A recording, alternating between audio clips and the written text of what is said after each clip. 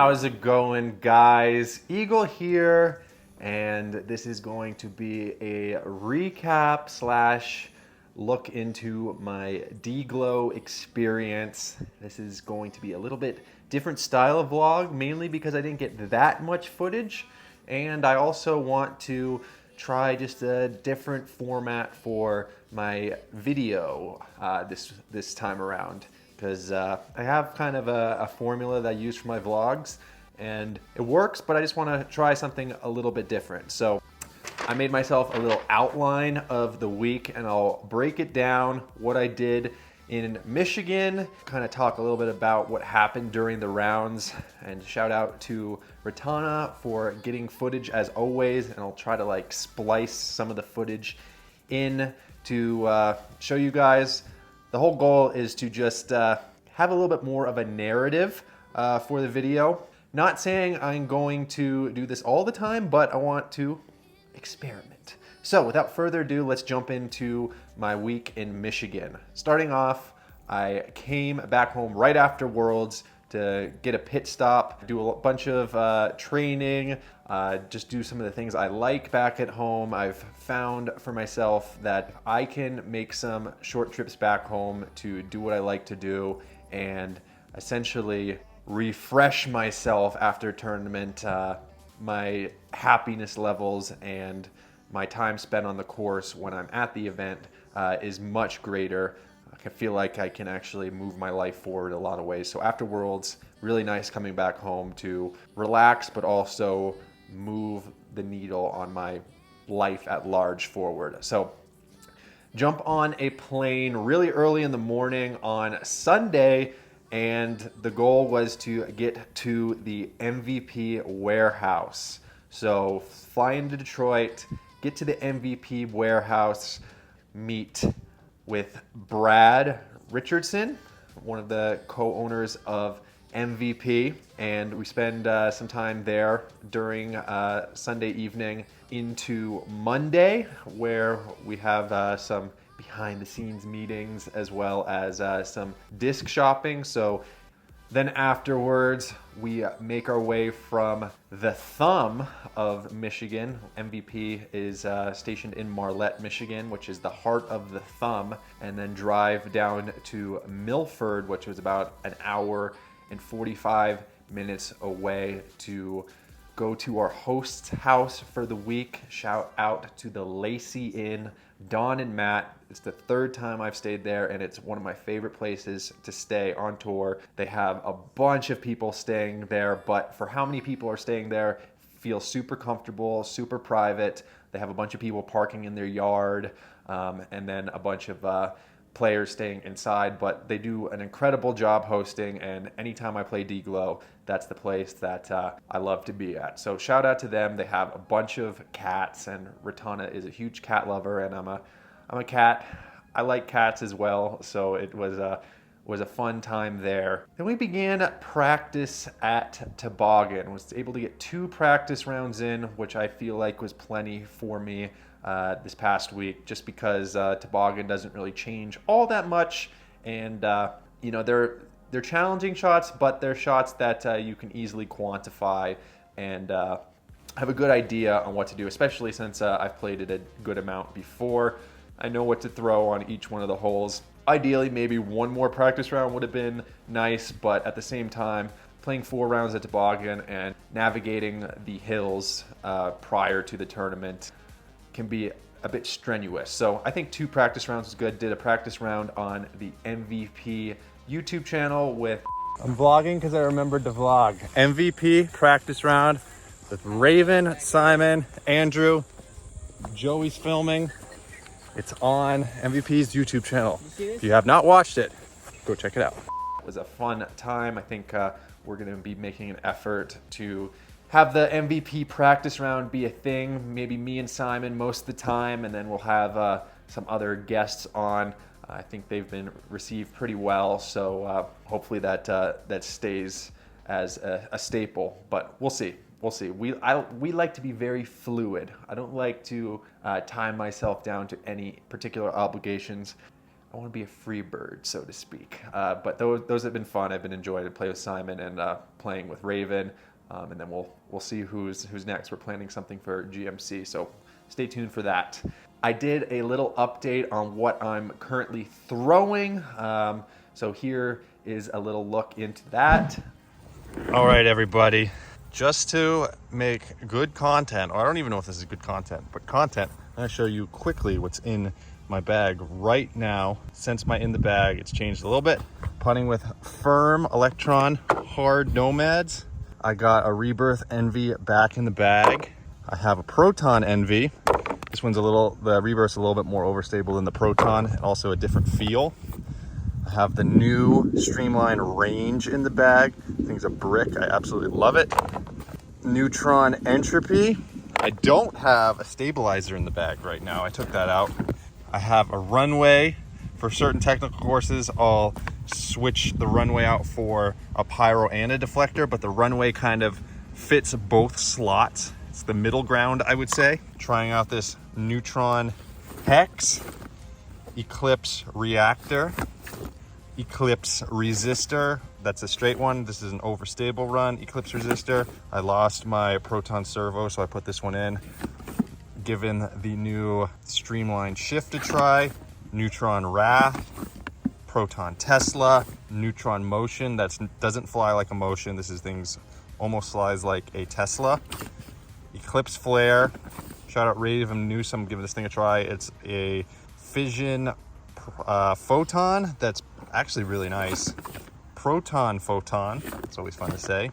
Neutron Thrill, Wind Dragon for 4 hands. Neutron Dimension patent pending. Neutron Dimension newer run, pretty overstable. Messing around with this prototype Gravity, also known as Limit, and then another Limit. This one's a lot straighter. This is my most overstable high speed. So that's what I got going right now for my DGLOW setup. It changes virtually every tournament, but this was more or less what it was for Worlds as well. And while we were out there for practice, I really wanted to prove to myself, but also show the public that the sidearm is really feeling way, way better. And each month it's improving. So I would say my sidearm's about 75% of what it used to be, and it keeps getting better, just a little over 10 months post-op. So I attempted the rail shot again and was able to get it into the circle, which is probably about a little over 400-foot standstill shot. So really stoked about that, and I threw a ton of forehands throughout the week. I feel like each month the forehands getting better and better, and it's something I don't even really think about now. So it's really amazing to say that it's in good shape.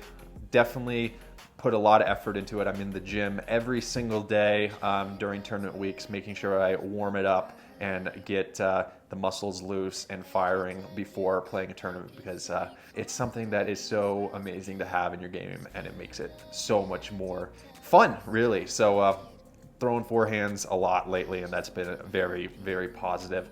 The one bad thing about it is that I lean on it more, and my backhand definitely suffers a little bit. Last year was a really good year, honestly, because I was able to figure out some of my backhand release issues.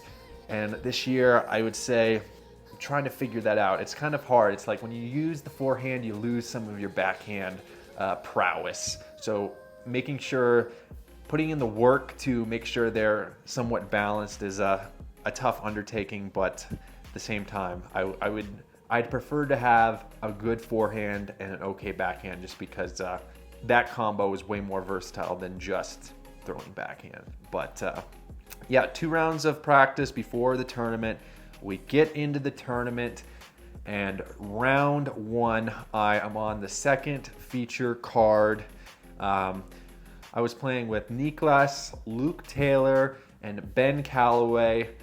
We play until hole 3, and we look over, and there's this huge dark cloud, and we're preparing for it to rain. Apparently it was going to rain in like 20 to 30 minutes, and Ratana actually walks up to the car to grab the umbrella, and as she's walking up the hill, they call it just because they know that there's lightning coming, or I imagine it's because the lightning struck at least 15 miles from the course. So we have about an hour and a half rain delay, which was good for the fact that we didn't have to even play in the rain. I mean, we were in the car and I was playing Terraria on my phone, and that was fun. But we get back out around 5:30, and we are honestly very pressed for time. The rest of the round, it was a race against the clock because we really wanted to finish, because we did not want to have to come back the following day because it just throws off your sleep schedule. It's not fun. You wake up and your body is not ready to throw discs. I mean, mad respect to the ladies out there waking up and playing before 8 o'clock in the dew when it's way colder than you really want to play in. So we wanted to avoid that at all costs. So we're going really fast, and I would say the round at large, I had some missed putts. I didn't really get the execution I wanted in the midsection. I underwent a bit of a dry spell. Started okay, but a part of the course where you really wanted to score, didn't really execute on holes that I'm used to executing on, and I didn't get on a little birdie streak until hole number 14, 15, bogeyed 16, and then 17 I birdied, and 18 I closed with a bogey, which was not fun. I misgauged my shot coming into the green. I threw a fission dimension where I probably should have thrown one of my neutron dimensions, or motion, just a slower disc because I pushed it too long out of bounds, and finished at -4 on round one. One thing I'll say now, I did not know what place I'm in. I'm not saying I'm going to do this for a long time, but currently I am not looking at scores at all, because I think for me, comparison really is the thief of joy. I remember Kristen saying that in one of her interviews, and after playing in the sport for 10 years, I just know I need to play my best, and looking at scores doesn't really do anything for me. It actually stresses me out. It makes me feel weird about myself. And that's just how I currently feel. I am very open to how I might feel in the future, to potentially entertain looking at scores, but you know, I just want to go out there and play my game, feel like I'm doing a good job, and that's the foundation I feel like I need to lay in order to get back to a very high level. And I've done this at Worlds, I've done this at this tournament, and mentally it's just been so much better for me. I felt like it's been just so much positive compared to dwelling on any sort of results. And I've never really liked dwelling on results, but I've taken it to a new level and really decided to put that as the forefront of my focus, and it's been very positive. After the round, we get back to where we're staying, and we're almost rushed. Shout out to Don and Matt. They had dinner ready for us and all the other people who were staying out there. It was an amazing taco dinner.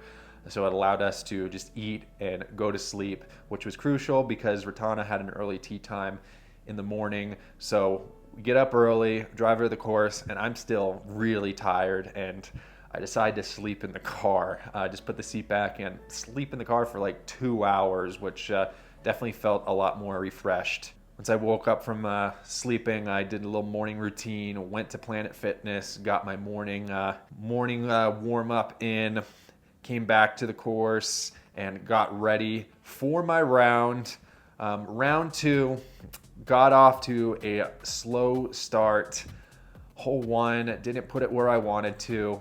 Hole one was not the best hole for me the entire event. I feel like that's a hole that I really want to get a birdie on, and it ended up being +1 for the tournament, which definitely lost out on some strokes there. But then hole two, never got a really good shot on hole two for the event either. I threw it out of bounds on hole three because really strong headwind. Wasn't really playing all that well until it wasn't until hole number 8, which I threw a terrible shot. Got so lucky, kicked myself out in the fairway, and was able to get up and down for the birdie on that hole. That was to get me back to 1 under par, and then the next hole, throw my hex is sailing high, hits a tree, and then falls right next to the basket.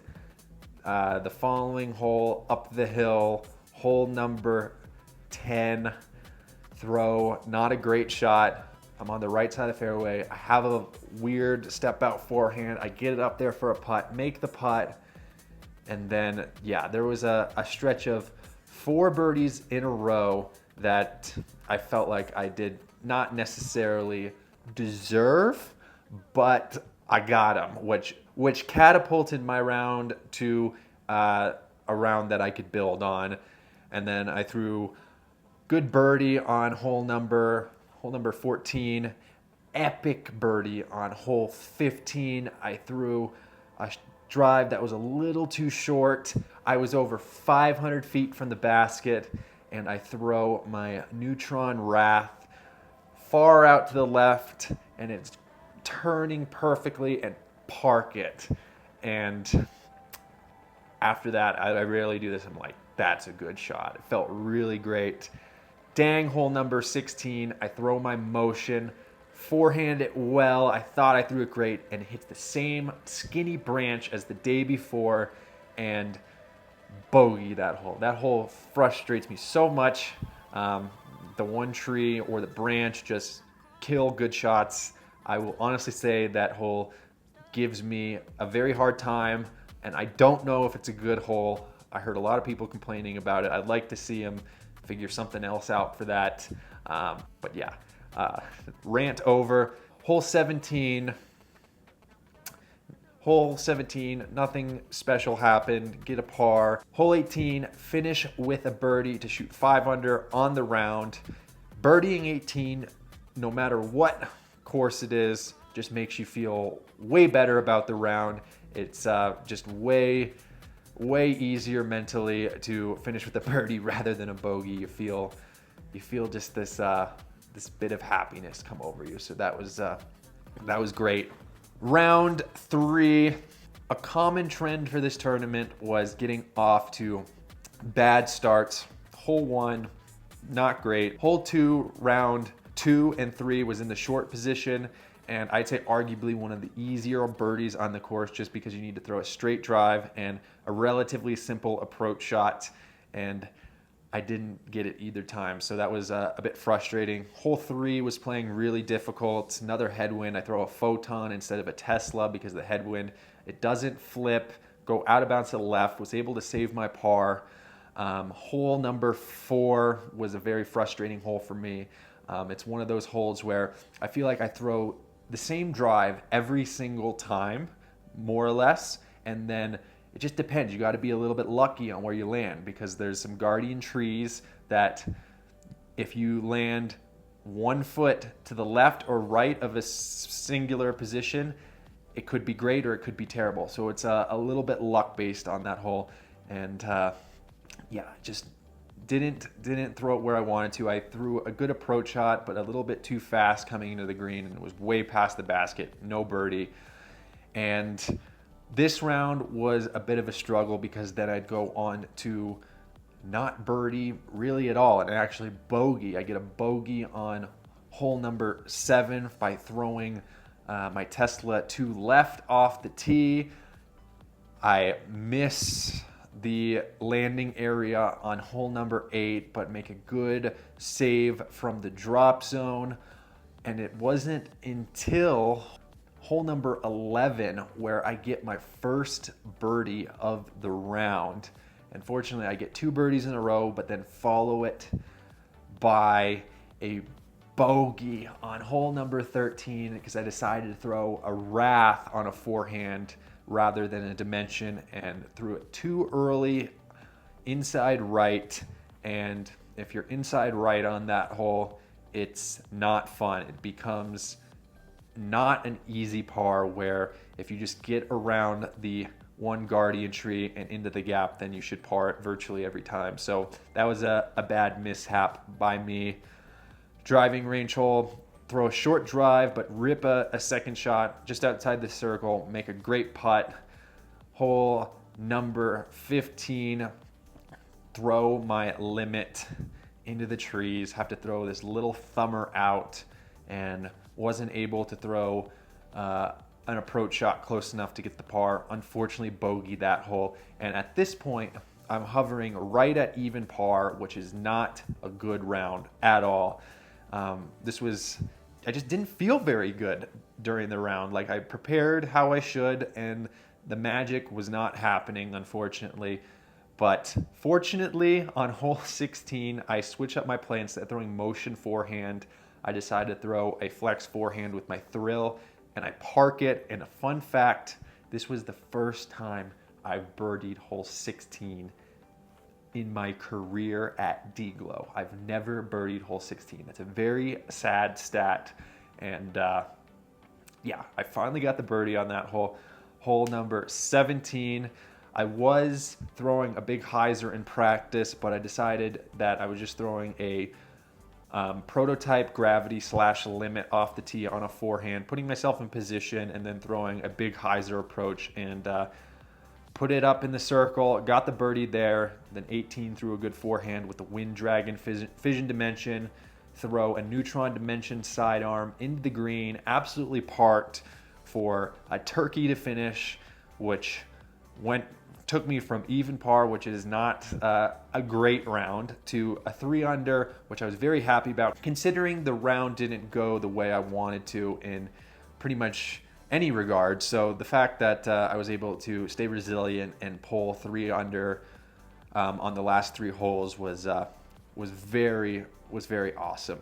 So at this point, I still don't know what position I'm in. Going into round 4, yet again, plagued by a bit of a bad start. Hole 1, I throw a sidearm straight out of bounds, get a bogey on it. There was a significant headwind. Hole 2, I tried to switch up my play and throw a dimension off the tee. Not great. Find myself left. I have to pitch back out into the fairway and settle for par. Hole 3, throw the photon again, which hyzered out the previous round. Turns over too much. I'm in the right side rough, taking out a bounce stroke. Throw a good approach shot with a dimension sidearm, probably around 400 feet. Put it under the bucket. And then finally, hole 4, I put it to a position where I can attack the basket from, throw a forehand with the new streamlined range to under the basket. Then hole 5, no cigar. 6, was able to put my forehand into the circle on the approach shot to get the birdie. Hole number 7, throw a perfect shot with the Tesla.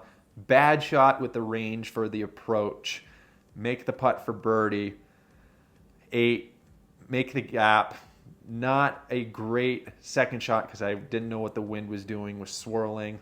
And for fun, on hole 9, I switch up my game plan from throwing the Hex to an Envy. Was able to make an outside the circle putt on that hole. Hole number 10, up the hill. Not a great effort. Could have thrown a better second shot, but get the par, fortunately. Hole number 11, down the hill. Rip a forehand. I feel like this shot flashes the chains. I'm about 45 to 50 feet away. Drain a jump putt. Feels great.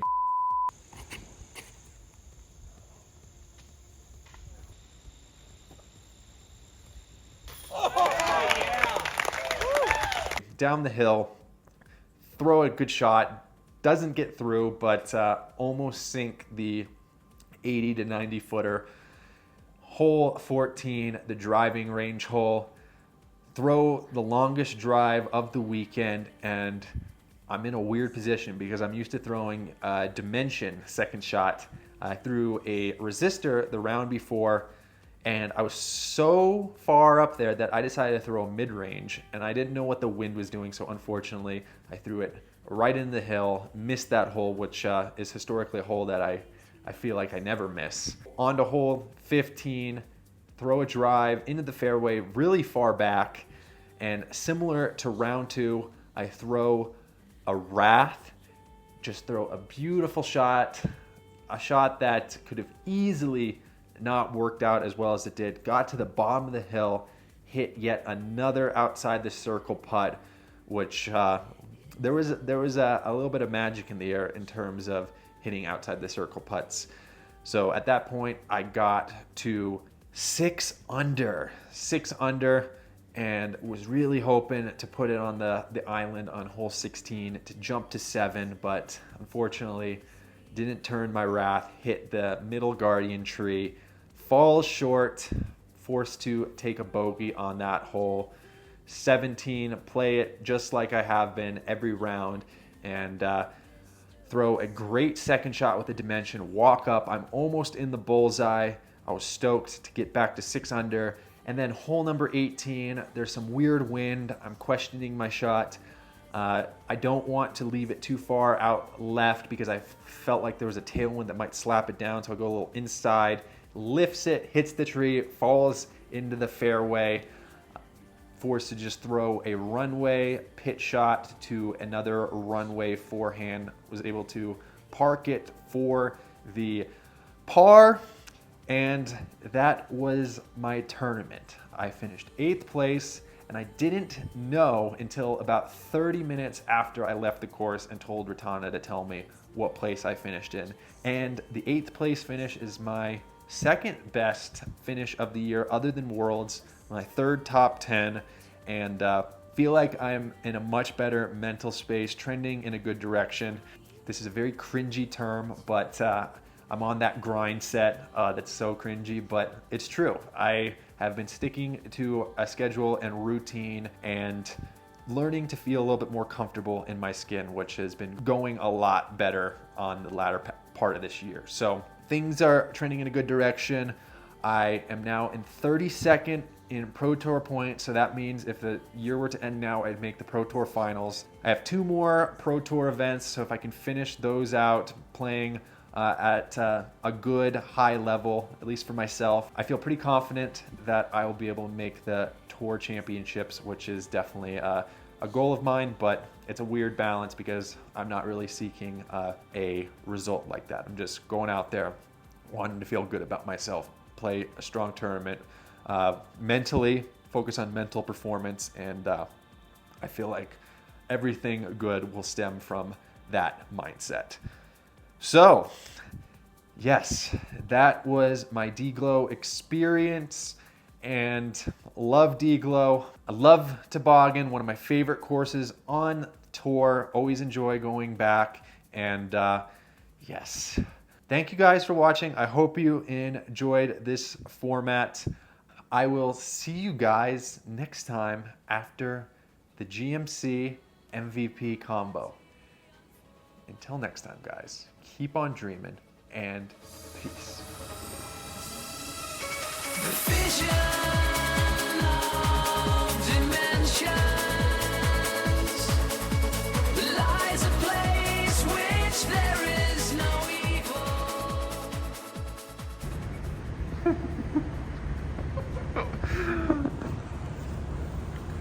We're going up the escalator. Ratana turns around at me, my duffel bag, and sprints to go chase down the rental car shuttle.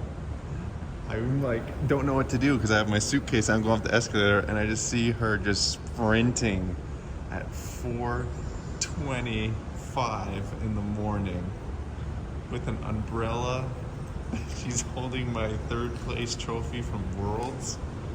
Oh my gosh. She got over there so fast and her walk back was so slow.